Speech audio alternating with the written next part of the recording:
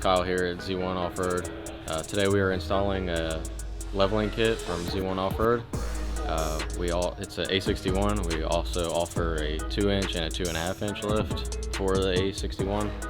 Comes with a front spacer, rear blocks, and U-bolts.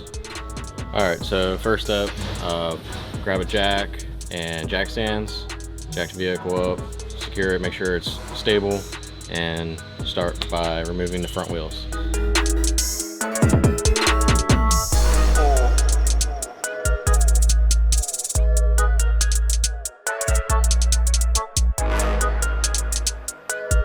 So with the Z1 Off-Road leveling kit, you get a spacer and you get 3 new nuts that are provided. Goes on top of the strut. You just remove the cotter pin, the nut. You don't have to remove the nut completely. Just remove it down to the end of the ball joint. Strike this with a hammer, it'll pop down.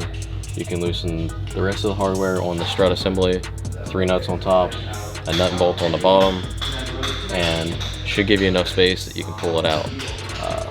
Sway bar maybe in the way, we'll see. Alright, so this is a 22mm nut. I'm going to use a impact with a swivel 22 socket. Just hit it. Like I said, it doesn't have to be all the way off the ball joint. You can thread it down most of the way. It should give you enough clearance to pull it out.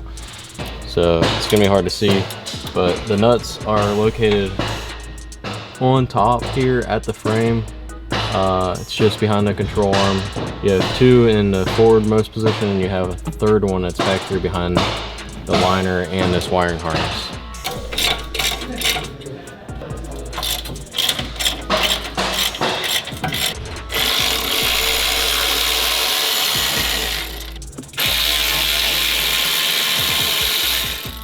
So last bit of hardware is a bolt and a nut back here. They are 19s. I would recommend using a 19 wrench and then using a socket and an extension back here. Break the nut loose from the bolt.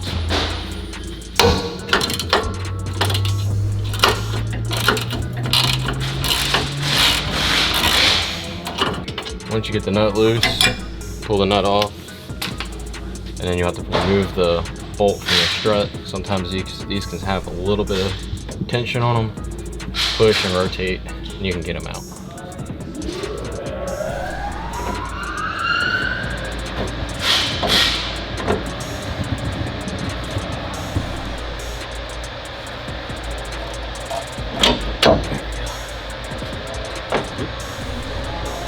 Alright, so I've run into an issue. I can't get the shock past the sway bar, which, no big deal.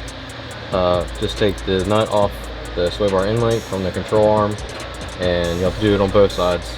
Once you get that loose, move the inlink out of the way and move the sway bar, rotate it downward, and that should give us some space to get the strut out then.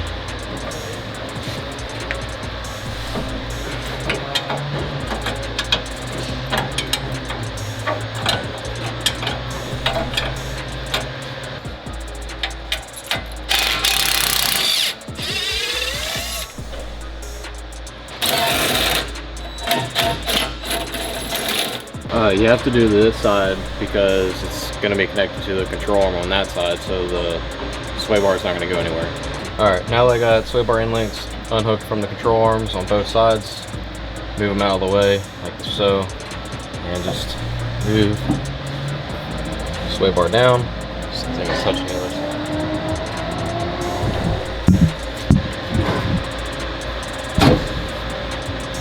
side. So now we remove the assembly out and get ready to put the spacers on. Alright, so once you have the shock and spring assembly removed from the vehicle, it's now time to install your spacer lift.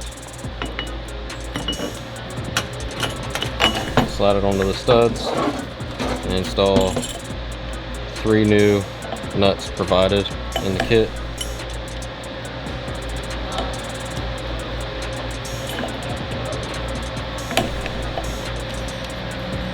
Once you get them started, then you can tighten them down.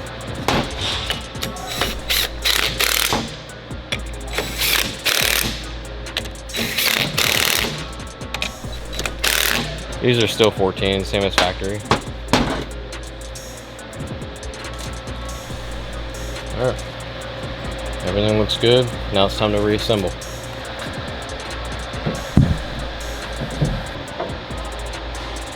So I would start with getting these holes lined up, get up in there. And then you're going to push the control arm and everything down. Get this bottom mounting hole lined up.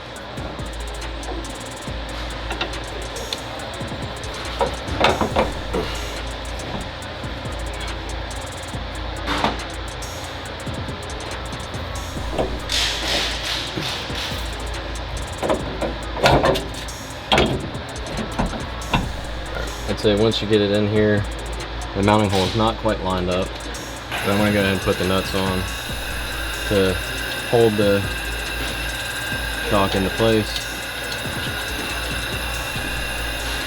I have to loosen the ball joint up just a little bit more. I'm try to take the pry bar and pry it in. Doubtful that this is going to work. The mounting hole all lined up, control arm, shock.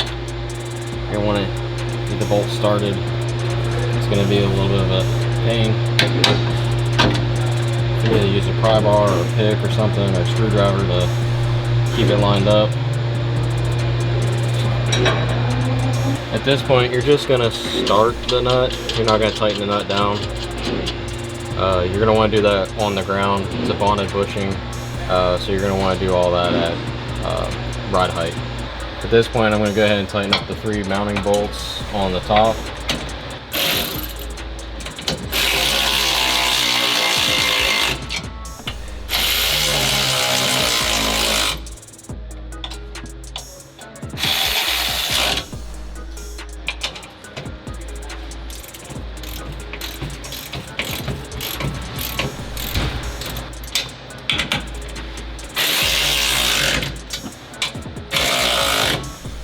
Just tightening down the 3 nuts, 14 millimeters on the top. Once those are tight, you can tighten up the ball joint and reinstall the cotter pin.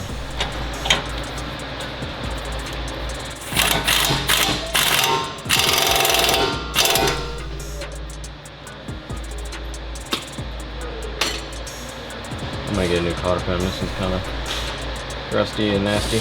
The old cotter pin was rusty. I'm just gonna put a new one in it.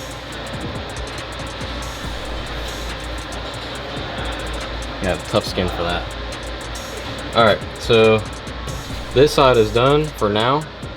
Once we get the other side installed, we can install the sway bar end link and then put the wheels on, torque them down, let the truck settle a little bit, and then we'll go ahead and tighten down the lower shock mount bolts to spec, and it should be good to go. Repeat process for other side.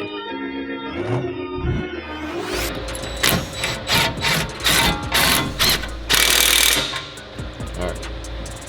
Tighten this down, go over to the other side, tighten that side down. And then we'll put the wheels on, torque them down, settle the truck a little bit, make sure the suspension is nice and settled. And then we can tighten down this last bolt.